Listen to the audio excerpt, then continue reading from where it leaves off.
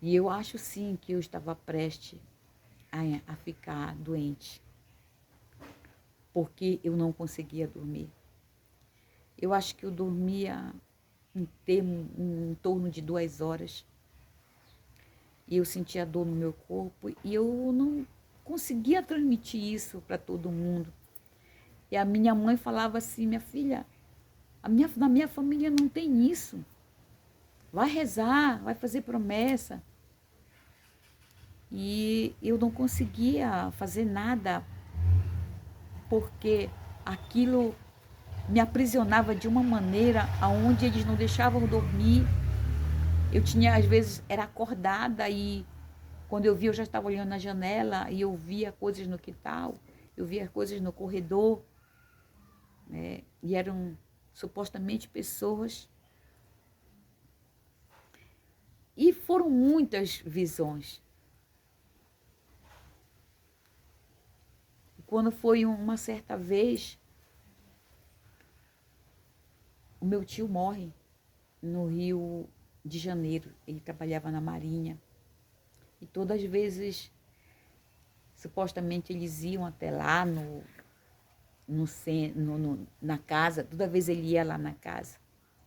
E quando foi um dia, ele falavam assim, né? Baixou lá no centro e disse que somente eu via.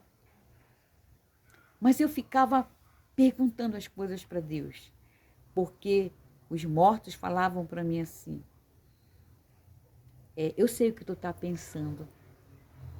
E eu descobri que eles não podiam saber o que eu estava pensando.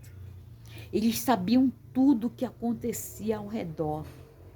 Tudo o que se passava, eles podiam reproduzir lá no centro. Eles poderiam falar. Mas aqui e aqui eles não podiam. Porque eu comecei a pensar em coisas calada e eles não podiam reproduzir. Então eu senti que existia um blefe em relação a eles, para mim. E eu comecei a questionar Deus. O Senhor fica brincando daí com a gente? Quando é que eu vou continuar pagando uma dívida que eu não sei que dívida é essa? O que é que eu fico que pagar? Apesar da gente receber muitas instruções, né?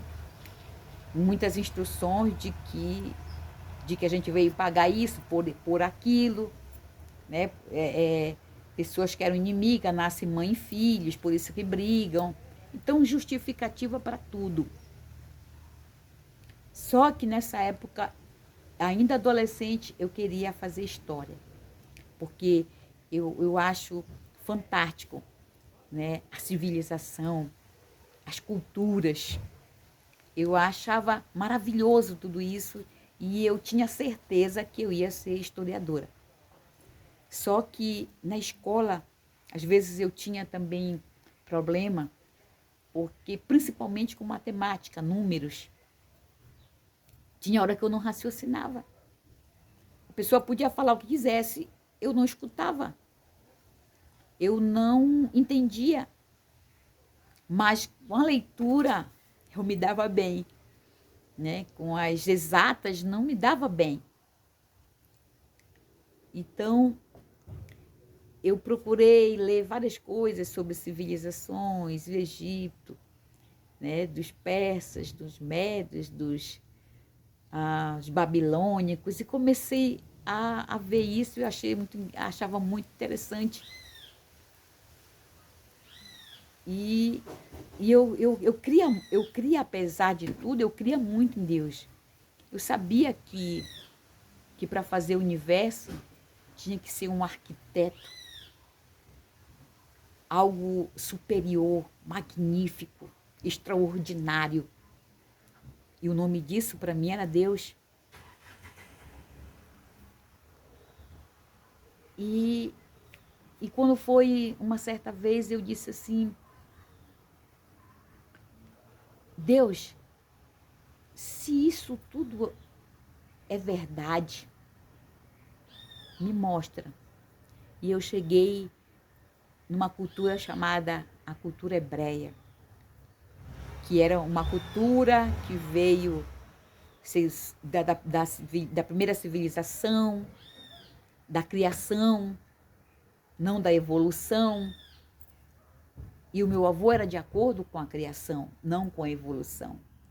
Então, ele saía um pouco da Bíblia segundo o Espiritismo. Ele tinha uma Bíblia comum, tinha uma Bíblia segundo o Espiritismo. Ele tinha muitos livros.